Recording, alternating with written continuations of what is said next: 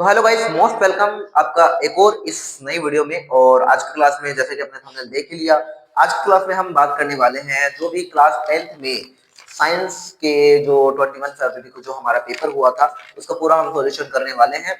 कुछ क्वेश्चन जो छोटे होंगे उसको मैं वैसे समझा दूंगा बोल के, और कुछ क्वेश्चन जो समझाने लायक होंगे उसको मैं बोर्ड पर समझा दूंगा। और मुझे लगता है कि जिनकी थ्योरी देनी है उनको थ्योरी आपको वीडियो के ऊपर दिख जाएगी, तो आप उससे आराम से कर सकते हैं। तो ज्यादा टाइम ना गवाते हुए चलिए स्टार्ट करते हैं। ठीक है, तो सबसे पहले हिंदी इंग्लिश से आप समझ जाएंगे, मैं इंग्लिश में बोल रहा हूँ, हिंदी में आप देख लेना कि फर्स्ट क्वेश्चन है हमारा, जो कि मतलब पहले क्वेश्चन के अंदर पहला क्वेश्चन है, which endocrine glands regulates sugar level in blood. तो आंसर हो जाएगा पेनक्रियास, मतलब कि फर्स्ट में आ जाएगा हमारा ऑप्शन नंबर डी। कौन से जीव में द्विविखंडन द्वारा नए जीव की उत्पत्ति हो सकती है, यानी कि in which organism new organism can be produced by binary fusion. तो आंसर हो जाएगा लेशमानिया। पाइरुवेट के विखंडन से यह कार्बन डाइऑक्साइड जल तथा ऊर्जा देता है। यह क्रिया कहाँ होती है? माइटोकॉन्ड्रिया, यानी कि the breakdown of pyruvate to give carbon dioxide water and energy where the reaction takes place, mitochondria. ठीक है, आगे बात करते हैं, how many organism takes part in asexual reproduction. Answer हो जाएगा इसमें वन। और अगला अगला क्वेश्चन है, micro organism have a major role in food chain. Answer हो जाएगा हमारा डीकंपोजर से। और उसके बाद में the increasing amount of pesticide in food chain is called, इसका आंसर हो जाएगा बायोलॉजिकल मैग्निफिकेशन। ठीक है, option number D. The process of splitting white light into its seven constitute colours by a prism is called dispersion. ठीक है, तो यहाँ तक के क्वेश्चन हमारे हो जाते हैं। जल्दी जल्दी अगला आंसर करते हैं। ठीक है, तारों के टिमटिमाने का कारण क्या है? Twinkling of stars is due to, यानी कि स्टार्स कैसे चमकते हैं? तो आंसर हो जाएगा एटमॉस्फेरिक रिफ्लेक्शन। अब हमारा क्वेश्चन नंबर 9 आ जाता है, जिसको मैं सॉल्व करके बता देता हूँ कि सर ये कौन सा क्वेश्चन है। तो ये काफी ठीक ठाक क्वेश्चन है, तो इसको मैं सॉल्व करके बता देता हूँ कि दो भौतिक राशि है, ए बराबर 3 ओम। ठीक है, तो ए बराबर 3 ओम, देखो ध्यान से, 3 ओम। देखो जिसके लास्ट में ओम आ रहा है इसका मतलब ये ए क्या है, हमारा आर को रिप्रेजेंट कर रहा है। तो मैं ए को आर लिख दूं क्या? चलो ए लिख देता हूं, और ए के आगे मैं आर भी लिख देता हूं। क्वेश्चन में हमें ए दे रखा है, लेकिन ए आर है, आर मतलब रेजिस्टेंस है। ठीक है, दूसरा मेरा बी बराबर ओम इंटू मीटर। जैसे ही ओम इंटू मीटर आ चुका है, इसका मतलब ये क्या है? ये है हमारी रेजिस्टिविटी। रेजिस्टिविटी मतलब 7 into 10 to the power minus 5 दे रखा है क्या? हाँ 5 दे रखा है, और ये है हमारा ओम इंटू मीटर। ठीक है, अब ये कह रहा है कि मैं क्या कर रहा हूँ, लेंथ को डबल करने पर ए व बी के संगत मान क्या होंगे? लेंथ को डबल करने पर तो इनकी वैल्यूज में क्या हमें चेंज देखने को मिलेगा, तो वो हमें पूछा है। तो भाई अगर मैं आर का फॉर्मूला आपको पता है, as we know that R is equal to rho into L by A. अब जैसे ही मैं लेंथ को डबल करूंगा, यानी कि देखो R directly proportional to length. ठीक है, ये रिलेशन हमें पता लग रहा है। जैसे ही लेंथ को डबल करूंगा तो रेजिस्टेंस भी डबल हो जाएगा, यानी कि ए अगर हमारा 3 ओम है तो ए बराबर हमारा कितना हो जाएगा? 6 ओम। सर 6 ओम किसमें दे रखा है? ये हमारे ऑप्शन नंबर बी एंड सी में दे रखा है। ठीक है, तो ये तो हमें पता लग गया, यानी कि option number A and D गलत है, बी और सी में दे रखा है। अब बात करते हैं रेजिस्टिविटी की। बेटा रेजिस्टिविटी कभी भी लेंथ पे डिपेंड नहीं करती, ना ही एरिया पे डिपेंड करती है। तो रेजिस्टिविटी हमारी क्या रहेगी? सेम रहेगी, 7 into 10 to the power minus 5 ohm into metre. तो ऑप्शन नंबर बी हमारा क्या हो जाएगा? करेक्ट हो जाएगा। ठीक है, विद्युत धारा का ऐसा ही मात्रक, यानी कि ऐसा unit of electric current ampere, normal sufficient था। ठीक है, आगे चलते हैं। छड़ चुंबक के भीतर चुंबकीय क्षेत्र रेखाओं की दिशा क्या होती है? दक्षिणी से उत्तरी ध्रुव, यानी कि साउथ टू नॉर्थ है। अच्छा ये क्वेश्चन भी ठीक ठाक है, जैसे समझाने लायक। देखो ये हमारा क्या होता है, एक बार मैग्नेट है, और बार मैग्नेट के अंदर ये नॉर्थ पोल, ये साउथ पोल। ठीक है, बाहर की ओर क्या होती है? डायरेक्शन नॉर्थ से साउथ की ओर, लेकिन अंदर की ओर डायरेक्शन कहाँ होती है? साउथ से नॉर्थ की। तो अंदर की डायरेक्शन पूछी थी तो हमने बता दिया। फ्लेमिंग के वाम हस्त नियम के, यानी फ्लेमिंग का लेफ्ट हैंड रूल पूछ रहा है, तो जो फोर फिंगर होती है वो क्या बताती है? Direction of magnetic field. हाँ ऑब्वियसली जो फोर फिंगर होती है वो हमारी डायरेक्शन ऑफ मैग्नेटिक फील्ड को बताती है। तो इसमें आंसर हो जाएगा ऑल ऑफ द अबव। बिना बुझा हुआ चूना का रासायनिक सूत्र है CaO। ठीक है, कैल्शियम ऑक्साइड। आगे हम बात करते हैं Fe2O, Fe3O4H2। देखो बड़े ये क्वेश्चन हमारा as it is same to same अगर मैं बताऊं तो क्वेश्चन नंबर 20 सॉरी पेपर 2024 में same to same ditto question आ चुका है। इसका आंसर हो जाएगा सी, यानी कि 3 आंसर हो जाएगा। ठंडे जल के साथ अभिक्रिया करके H2 गैस प्रस्तुत करने वाली धातु है सोडियम, हो जाएगा इसका आंसर। ठीक है, अभिक्रियाशीलता का सही घटता क्रम है। ठीक हो, देखो ध्यान से, काशीनाथ का माली, काशीनाथ का काशीनाथ सॉरी काशीनाथ का माली, ये कहां से क्वेश्चन है? ये है हमारा क्वेश्चन नंबर चैप्टर नंबर 3 से, वहां से क्वेश्चन आया है, काशीनाथ का वाली आलू आलू जरा जरा फीके फीके पकाता पकाता है कौन है काशीनाथ का वाली आलू जरा फीके पकाता है, कौन है आगे, कौन है आगे आओ, आलू जरा फीके पकाता है, कौन है आगे आओ, ठीक है, कौन है आगे, अच्छा सॉरी सॉरी सॉरी, आलू जरा फीके पकाता है, कौन है आगे आओ। तो ध्यान से इसमें हमें ऑर्डर बताना था कि सर कौन सा है, ठीक है। तो सबसे ऊपर हमें क्या देखना मिल रहा है, सबसे Mg जिंक और फेरस, यानी कि मैग्नीशियम है, जिंक है और फेरस है, तो ऑब्वियस सी बात है मैग्नीशियम हो जाएगा, उससे ज्यादा उससे कम कौन जिंक है, उससे कम हो जाएगा फेरस, ठीक है। तो नॉर्मल क्वेश्चन था, ठीक है, ओके, ठीक है। तो यहाँ तक हमने बहुत सारे क्वेश्चन कर लिए हैं, आगे चलते हैं, ठीक है। कार्बोक्सिल अम्ल उम्ल प्रक्रिया यानी कि जो फंक्शनल ग्रुप हमने बताया, कार्बोक्सिल ऑप्शन नंबर ए सही हो जाएगा। हाइड्रोजन की परमाणु संख्या ऑप्शन नंबर ए हमारा सही हो जाएगा। जीवों में वे सभी प्रक्रम जो सम्मिलित रूप से अनुरक्षण का कार्य करते हैं, यानी कि इसका आंसर हो जाएगा लाइफ प्रोसेस है, यानी कि लाइफ प्रोसेस में जैव प्रक्रम, ठीक है।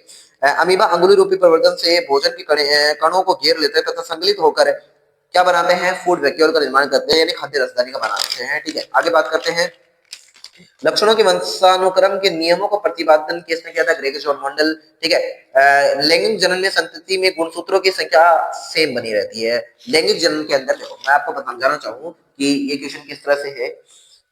देखो लैंगिक जनन में कौन सा विभाजन होता है, अगर आपको पता है, यानी कि कौन सा डिवीजन होता है, तो वो हमारा होता है लैंगिक जनन के, जैसे ये हमारा मेल है, ठीक है, ये हमारा मेल है और ये हमारी कौन सी है, फीमेल है। अब देखो इन दोनों में क्या होता है, स्टार्टिंग में ये 2n ये 2n, जैसे ही इसमें क्या होगा सेल्फ फर्टिलाइजेशन, या आई मीन सॉरी, इसमें अर्धसूत्री विभाजन या फिर कहते हैं मियोसिस, ठीक है। तो मियोसिस से एन बनेगा, इसमें भी मियोसिस से एन बनेगा। अब ये दोनों एन एन मिलकर क्या बनाएंगे, हमारा जाइगोट बनाएंगे, और जाइगोट के अंदर हमारा वापस क्या बन जाएगा, 2n बन जाएगा। तो ये मुझे जो हमारे ये है संतति, यानी कि डॉटर है, डॉटर, ठीक है, ऑफस्प्रिंग बोल दो, डॉटर बोल दो, एक ही बात है। और ये हमारी पेरेंट है, तो भाई पेरेंट के अंदर भी 2n है ना, और इसके अंदर भी 2n है, इसका मतलब सेम है, तो बस यही हमें बताना था, ठीक है। और जली विलेन में HCl के वियोजन से प्राप्त ऋणायन Cl- नेटल में अम्ल की उपस्थिति के कारण हम नेटल के ढंग से दर्द और जलन का अनुभव करते हैं, इसका आंसर हो जाएगा मेथेनिक एसिड या फिर फॉर्मिक एसिड, बात एक ही है, ठीक है। मस्तिष्क का कौन सा भाग रक्त दाब, लार तथा वजन का नियंत्रित करता है, यानी कि which part of the human brain controls blood pressure, salivation and vomiting.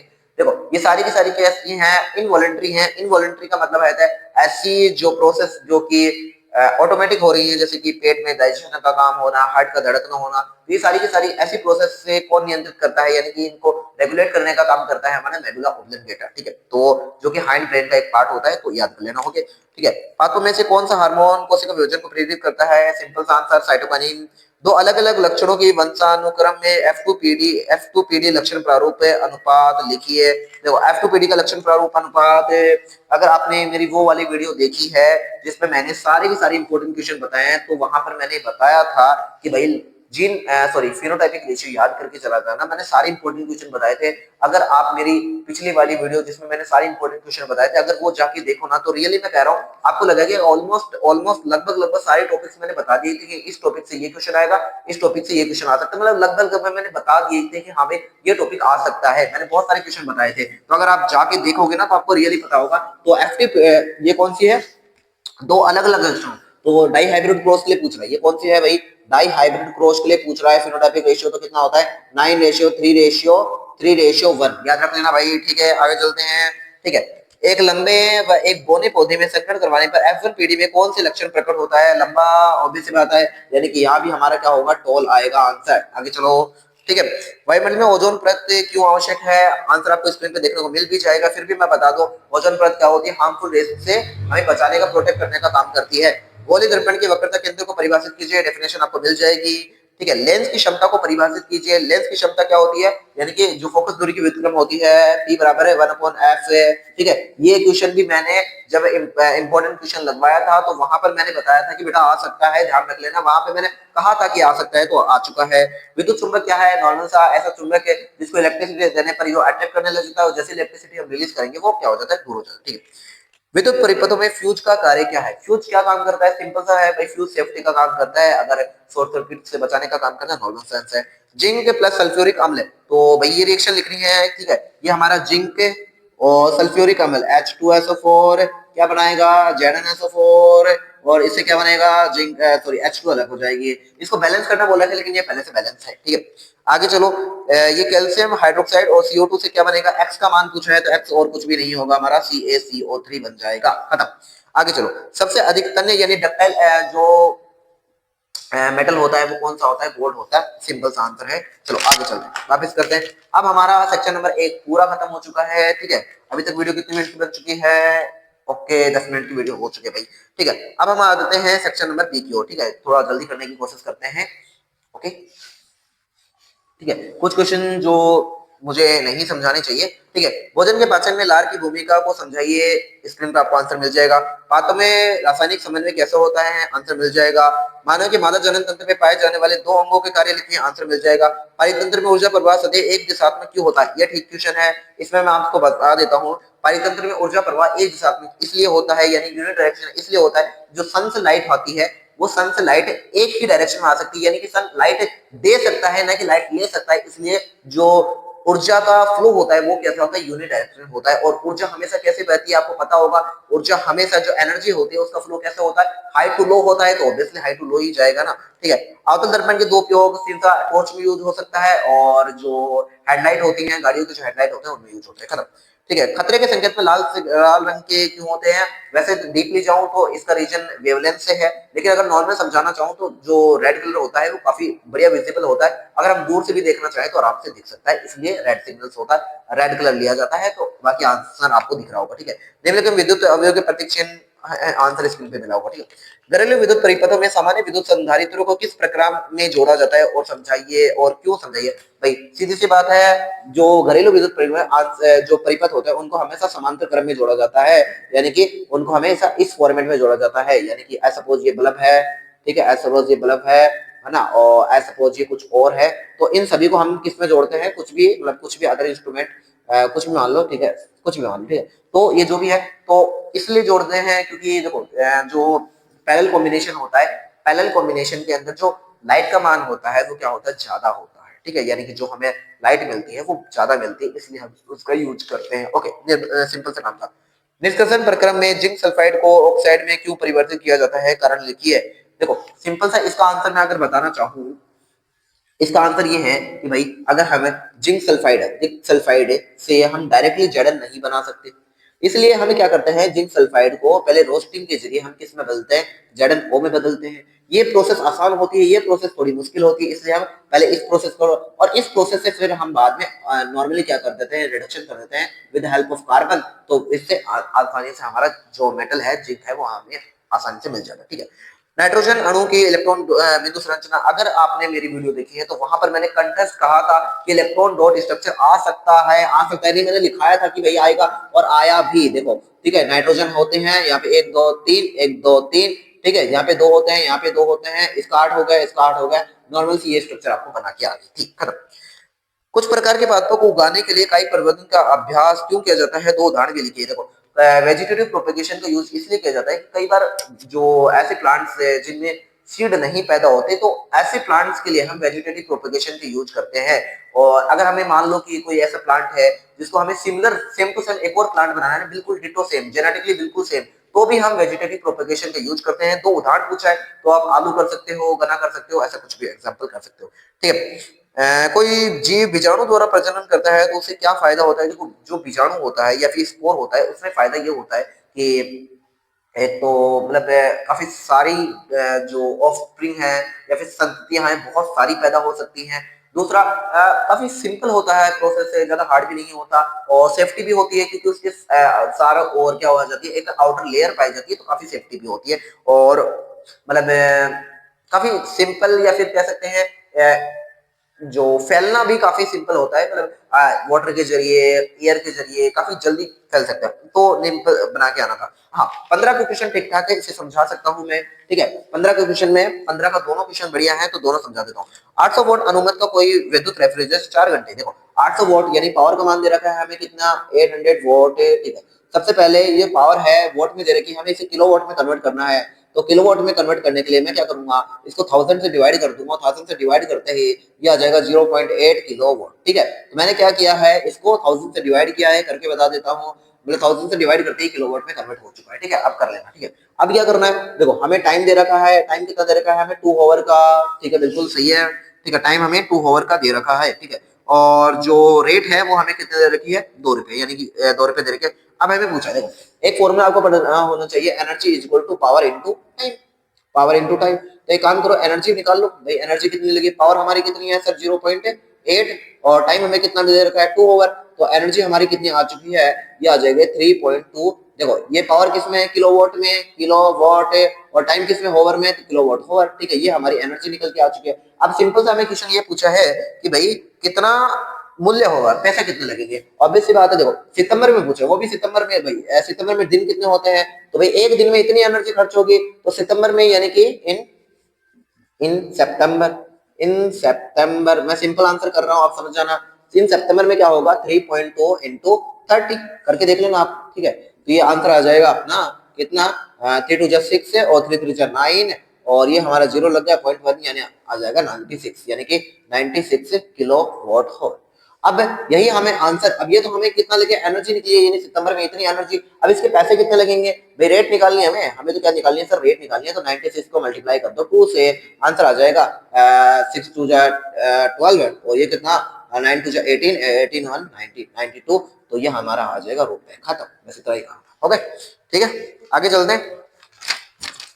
तो आगे वाला क्वेश्चन भी ठीक ठाक है, तो आप आशा करता हूँ इसे समझ गए होंगे, काफी ठीक ठाक क्वेश्चन था। हाँ, ये अगला वाला थोड़ा ठीक क्वेश्चन था, इसे समझना भी काफी इजी है। आपको एक डायग्राम दे रखा है, डायग्राम में स्क्रीन पे बना देता हूँ, आई मीन बोर्ड पे लिख देता हूँ, ठीक है। ये हमें क्या दे रखा है, एक रेजिस्टेंस दे रखा है, और इस रेजिस्टेंस के ऊपर हमें काफी सारे रेजिस्टेंस और भी दे रखे हैं, ठीक है। ये रेजिस्टेंस दे रखा है, ये रेजिस्टेंस दे रखा है, और ये रेजिस्टेंस दे रखा है, काफी सारे रेजिस्टेंस हमें दे रखे हैं, और ये हमें रेजिस्टेंस दे रखा है, ठीक है। सॉरी गाइस, थोड़ा सा हो सकता है कि आपको बैंड बाजे की आवाज सुनने को मिले, बट कोशिश करते हैं कि आप थोड़ी देर के लिए होल्ड कर सकते हैं। 8 वोल्ट थोड़ा सा कोशिश करिए, हालांकि इतना नहीं आएगी, है ना, माइक लगा रखा है मैंने। फिर भी देखो ये 1 ओम का दे रखा है, ये कितना है 3 ओम का, ये भी कितना है 3 ओम का, ये भी कितना है 3 ओम का, ये कितना है 2 ओम का, ठीक है। और ये 8 वोल्ट की है, और यहाँ पे जो एम्पियर है, एम्पियर हमें निकालनी है, मतलब करंट का मान निकालना है। इस क्वेश्चन में ये एमीटर का पैटर्न क्या है, मेरे करंट का मान निकालना है, हमें आई की वैल्यू निकालनी है। देखो आई की वैल्यू निकालनी है तो वी बराबर आई आर होता है, वी बराबर आई आर। आई सबसे पहले मैंने आर निकालना होगा, 8 दे रखा है, आई की वैल्यू निकालनी है तो हमें आर ओ निकालना, पूरा आर निकालने की कोशिश करें तो 1 है। इस इन सभी का कंबाइनली हम सोचे तो ये हो जाएगा, देखो 1 upon R is equal to 1/3, 1/3, फिर 1/3, तो ये 1 upon R is equal to कितना आ जाएगा, ये टोटल 3/3, ठीक है। तो आंसर आ जाएगा 1, यानी कि आर की वैल्यू यहाँ से आ जाएगी 1, ठीक है। तो आर की वैल्यू यहाँ से 1 आ गई, यानी इन सभी का आर की वैल्यू 1 1 1, तो ये कितना आ जाएगा 4 आ जाएगा, तो यहाँ पे 4 लिख देता हूँ। तो आई बराबर कितना आ जाएगा 8/4, आंसर आ जाएगा हमारा 2, खत्म, इतना सही न्यूमेरिकल था। तो ये हमारा क्वेश्चन हो चुका है, ठीक है। अगला वाला क्वेश्चन है PbCuCl2, तो इससे x का मान PbCl2, मतलब नॉर्मल से क्वेश्चन है। तो x वापस मैं कह देता हूँ भाई, x कितना आएगा अपना PbCl2, नॉर्मल सी बात है, करके देख लेना, ओके ठीक है। वियोजन अभिक्रिया को संयोजन अभिक्रिया के विपरीत अभिक्रिया कहते हैं, नॉर्मल है, आप क्वेश्चन थ्योरी है, थ्योरी वैसे कर लेना, और बोर्ड पे आपको दिख जाएगी, आई मीन स्क्रीन पे आपको दिख जाएगी, ठीक है। अगले वाले क्वेश्चन में x की वैल्यू पूछी है, वापस मैं कह देता हूँ x की वैल्यू आएगी C6 H12 है और 6, ठीक है। ये क्वेश्चन वैसे वैसे इजी था। और जल के विद्युत अपघटन के दौरान कार्बन इलेक्ट्रोड पर हाइड्रोजन गैस प्रस्तुत होती है, y का मान लिखिए। कुछ भी नहीं है, देखो सिंपल सेंस में समझाने की कोशिश करूं, ये एक बीकर है, ठीक है। बीकर में हमने इलेक्ट्रोड लगा रखे हैं, और ये हमारा क्या है H2 है। जैसे ही टूटेगा H प्लस में होता है, O माइनस में होता है, O -2 में होता है। देखो यहाँ पर मैं इलेक्ट्रोड लगाने की कोशिश करूँ तो ये प्लस का है और ये माइनस का है। अब देखो ऑब्वियस सी बात है, जो H प्लस है, प्लस वाला किस पे जाएगा, माइनस पे, और माइनस वाला किस पे जाएगा, इस पे। माइनस ये क्या है, ये कैथोड बता रहा है, यानी कि कैथोड पे हमारी H प्लस जा रहा है। H प्लस किस में फॉर्मेट में जाएगी, हाइड्रोजन गैस की फॉर्मेट में जाएगी, यानी कि कहीं से हम कह सकते हैं ये H2 गैस बन जाएगी, ठीक है, यानी कि कैथोड आ जाएगा, ठीक है। कार्बन परमाणु में कौन सा परिवर्तन होने पर C-4 रेनाइन बनेगा। हो सकता है कि मेरी स्पीड ज्यादा है, बट थोड़ा कोशिश करना है मेरी स्पीड को बैलेंस करने की। नॉर्मल यार पेपर देके आया तुम, ठीक है। तो C-4 रेनाइन बनेगा। अरे सिंपल सा है यार, C है 4 इलेक्ट्रॉन ले लो, क्या बनेगा C-4 बन जाएगा, खत्म। मतलब इलेक्ट्रॉन लेना पड़ेगा, आयनिक प्रोसेस है, ठीक है। इलेक्ट्रॉन लेना होगा, गेन करना होगा। यौगिकों के नाम लिखिए। देखो 3 कार्बन है, 1 2 3। मैं हाइड्रोजन नहीं लगा रहा हूँ, ठीक है। तो 3 कार्बन है, तो इसलिए देखो ये क्लोरो है और 1 नंबर कार्बन पे है 1 2 3, तो इसे हम कह देंगे 1 क्लोरो। 1 chloro 1 chloro. 3 कार्बन है तो 3 कार्बन की हम क्या यूज कर देंगे, प्रोपेन। Propane 1 chloro propane. दूसरा क्या यूज किया है, प्रोपेनोन हो जाएगा। देखो ये हमारा कीटोन है C डबल बॉन्ड O, और 3 कार्बन है प्रोप प्रोप और यो प्रोप और एन, क्योंकि सारे सिंगल बॉन्ड है, एन नॉन नॉन NONE प्रोपेनो प्रोपेनो, ठीक है। हो गया, सिंपल सा काम था, ठीक है। अच्छा आगे चलते हैं। कितनी देर की वीडियो हो चुकी है प्लीज, 20 मिनट की वीडियो हो चुकी है, काफी कुछ हमने समझा दिया। चलो आगे चलते हैं। ठीक है, अगला वाला क्वेश्चन है एथेनोइक अम्ल सोडियम हाइड्रोजन कार्बोनेट के साथ अभिक्रिया करता है। अभी समझाने वाले क्वेश्चन में ये रहा हमारा एथेनोइक अम्ल CH3COOH। इसकी अभिक्रिया हमने किससे करा दी है, sodium hydrogen carbonate, sodium hydrogen carbonate, ठीक है। इसके साथ हमने इसकी रिएक्शन करवा दी है, ठीक है। के साथ अभिक्रिया करता है। ये चैप्टर नंबर 2 मैंने जब करवाया था, तो मैंने चैप्टर नंबर 2 में लिखा था different types of chemical reaction, की वहां से क्वेश्चन आ सकता है। और NaHCO3 मेटल हाइड्रोजन कार्बोनेट, मैंने कहा था कि वहां से क्वेश्चन आ सकता है, और यहाँ से क्वेश्चन आएगा। ये एसिड है, मेटल हाइड्रोजन कार्बोनेट से रिएक्शन कराई है। याद करो मैं जब क्या था, एक सॉल्ट बनेगा, हमेशा बनेगा, इसके साथ क्या बनेगा, CO2 बनेगी और H2O गैस बनेगी, H2O बनेगा, CO2 बनेगी, H2O बनेगा, ये मैंने बताया था। तो CO2 H2O बनना है, सॉल्ट क्या बन सकता है, थोड़ा दिमाग लगाओ। तो सॉल्ट हमारा H लेके निकल जाएगा, ठीक है। ओके, देखो यहाँ पे CO2 गैस कैसे निकलेगी।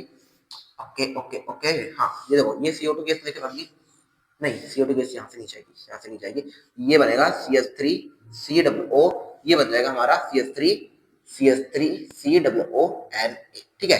CH3 COONA, यानी कि Na से जुड़ गया, ये H और ये H, ये 2 H और एक ऑक्सीजन H2O बन गया, ये CO2 लेके बाहर निकल खत्म। इतने सी रिएक्शन थी, ठीक है। अगले वाले क्या है, एथेनॉल को अम्लीकरण, ये एथेनॉल है हमारा CH3 CH2 OH, ये हमारा एथेनॉल है, 2 कार्बन एथेनॉल। इसकी रिएक्शन किससे बनाई, K2Cr2O7, क्यों ना, पोटेशियम डाइक्रोमेट K2Cr2O7। जब ये रिएक्शन कराएंगे ऑक्सीडाइज हो जाएगा, और ये किससे बना देगा, CH3COOH, खत्म कहानी, इतना ही सीखा, ठीक है। ओके, एथेनोइक अम्ल को सोडियम हाइड्रोक्साइड के साथ अभिक्रिया जो गई, एथेनोइक अम्ल है CH3COOH, इसकी अभिक्रिया किससे करानी है, हमें NaOH से करवानी है, करवा दो, ठीक है। देखो HOH लेके वाटर निकल जाएगा, ठीक है, और ये हमारा क्या बन जाएगा, CH3COONA, खत्म, इतना सा काम हो गया। तो ये तीनों रिएक्शन मैंने करवा दी है, काफी इजी क्वेश्चन था, तब ज्यादा हार्ड बिल्कुल भी नहीं था। ओके, अब क्वेश्चन नंबर 18 का आप प्लीज बोर्ड पे देख लीजिए, या फिर वैसे कर लीजिए। नॉर्मल क्वेश्चन है कि मानो कि पाचन तंत्र को नमन की चित्र देख लेना यार, ठीक है। मतलब पचे हुए भोजन का अवशोषण करने के लिए छोटी आंत की कार्य, प्लीज आप खुद कर लेना। ऐसे क्वेश्चन समझाने लगूंगा तो काफी टाइम लग जाएगा। लेंस के आवर्धन को समझाने कीजिए, प्लीज आप कर लेना। लेंस का आवर्धन क्या होता है, जो किरणों को फैलाना, उन्हें जूम आउट करना, जूम इन करना, तो ये सारा काम खुद करता है लेंस करना। आवर्धन इतनी सी डेफिनेशन है। प्रकाश के परावर्तन के दोनों नियमों, हालांकि मैंने रिफ्लेक्शन जब मैंने चैप्टर लिखाया था तो मैंने कहा था रिफ्लेक्शन पढ़ लेना, रिफ्लेक्शन के लो भी आप पढ़ लेना। तो रिफ्लेक्शन का रो कुछ भी नहीं होता, फर्स्ट लो है I = R होता है, और सेकंड जो पॉइंट होता है, यानी कि incident angle, sorry incident ray, reflected ray और जो नॉर्मल होता है, वो तीनों एक ही पॉइंट और एक ही प्लेन में होते हैं, बस इतनी सी बात थी, खत्म। एक उत्तल दर्पण से प्रतिबिंब बनना, ये हमारा उत्तल दर्पण है, उत्तल दर्पण से प्रतिबिंब बनना बताना है, वो भी अनंत से, तो अनंत से कुछ इस प्रकार से बन जाएगा, ठीक है। तो ये राइट ऐसे जाएगी, ये राइट ऐसे जाएगी, और ये हमारा इस तरह से, ठीक है। और ये अनंत है, और ये हमारा कहाँ बनेगा, फोकस पे बनेगा, खत्म। और ये यहाँ पे सी होता है, खत्म, इतना सा काम था, ठीक है।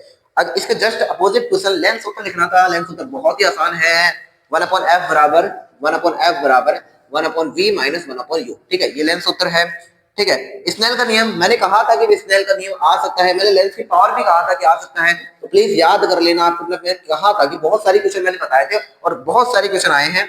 तो लेंस का नियम, सॉरी स्नेल का नियम, μ = sin I upon sin R होता है, नॉर्मल से क्वेश्चन है, ठीक है। ओके, एक उत्तल लेंस से भाई एक उत्तल लेंस बना दिया, ठीक है, और ये उत्तल लेंस हमने बना दिया और उत्तल लेंस से प्रतिबिंब बनने का दर्शन किन चित्र बनाना है जबकि बीम अनंत पे है, बीम अनंत पे है और ये हमारा कुछ इस तरह से बन जाएगा। ठीक है, यहाँ पे क्या हो जाएगा F1, ठीक है, और ये हो जाएगा 2F1, ठीक है, यहाँ पे हो जाएगा हमारा F2 और ये हम आ जाएगा 2F2। ठीक, खत्म, बस इतना सा काम था। ओके, अगला वाला क्वेश्चन लास्ट क्वेश्चन है इस पेपर का। ठीक है, क्वेश्चन ये कह रहा है कि प्लास्टर ऑफ पेरिस है। ठीक है, समझा देता हूँ। प्लास्टर ऑफ पेरिस है, यानी प्लास्टर ऑफ पेरिस क्या होता है, calcium sulphate CaSO4 half H2O, half H2, ये हमारा होता है प्लास्टर ऑफ पेरिस। ठीक है, और जल के मिलाने का प्रभाव, भाई जल जैसे ही मिलाएंगे तो क्या हो जाएगा, ये थोड़ा गाढ़ा होगा, मतलब पहले तो मुलायम पेस्ट बनेगा, फिर थोड़ा सा गाढ़ा होगा, फिर कठोर बन जाएगा, फिर मतलब थोड़ा हार्ड हो जाएगा। उसके बाद में हम इसका यूज किसमें कर लेंगे, इसका जो मूर्तियां बनानी होती है मतलब उसमें हम ही कर लेंगे। इसका वॉल्यूम भी थोड़ा बढ़ जाएगा, तो ये छोटी छोटी चीजें हैं। ठीक है, और जल के अभिक्रिया का, ये बी वाला क्वेश्चन बढ़िया है, इसकी मैं कर जानता हूँ CaSO4, ये हाफ H2O है, इसकी रिएक्शन हमें किससे करानी है, 1/1/2 से करवा दो, H2O से करवा। अगर पता हो तो आपको क्या बनेगा, जिप्सम बनेगा, CaSO4 2H2O, ये हमारा जिप्सम है। ठीक है, ये बन जाएगा। ओके, और थोड़ी सी हीट भी निकलेगी, इसमें ध्यान रखना। ओके, ठीक है, तो ये हमारा क्वेश्चन खत्म हो चुका है। ओके, और अब अगले वाला क्वेश्चन है, जलीय कॉपर सल्फेट को धोने के सोडे, ये भाई ये रहा हमारा CuSO4 5H2O जलीय कॉपर सल्फेट, और ये हमारा रहा Na2SO4 और ये हमारा 10H2O। तो इनमें क्या करना है, इनमें हमें यह क्रिस्टलीय अणु में उपस्थित क्रिस्टलन के जल के आधार पर भेद दीजिए। इसमें क्रिस्टलन का जल 5 है, इसमें क्रिस्टलन का जल कितना है, 10 है, बस इतना बताया। ये पेंटाहाइड्रेट है, ये डेकाहाइड्रेट है। ठीक है, तो नॉर्मल नॉर्मल चीजें। इसका कलर क्या होता है, इसका कलर ब्लू होता है, इसका कलर इतना कोई खास देखने को नहीं मिलता, तो हमें छोटी छोटी चीजें बतानी थी। अच्छा, सेकंड क्वेश्चन है क्रिस्टलीय कॉपर सल्फेट, ये हमारा है क्रिस्टलीय कॉपर सल्फेट, इसी की बात कर रहे हैं। को गर्म करने से, मतलब इसको जब मैं हीट दूंगा तब क्या बोल रहा है, निम्नलिखित के गुणों पर पड़ने वाले प्रभाव समझाइए। क्रिस्टलन का जल जैसे ही हम इसको गर्म करेंगे तो ये क्या बन जाएगा, CuSO4 प्लस 5H2 अलग हो जाएगा। ठीक है, तो इसका कलर क्या पहले कैसा था, ब्लू था, अब इसका कोई भी कलर नहीं है, ये हो जाएगा व्हाइट हो जाएगा। ठीक है, आगे क्रिस्टल का रंग मैंने बता ही दिया। तो बस इतनी सारी चीजें थी, तो यहाँ तक हमारा पेपर खत्म होता है और काफी सिंपल पेपर था, ज्यादा हार्ड नहीं था। ऑलमोस्ट जो मैंने वीडियो बनाई थी लगभग वहीं से सारे टॉपिक्स आए हैं। आशा करता हूँ आपको वीडियो अच्छी लगी होगी। ओके।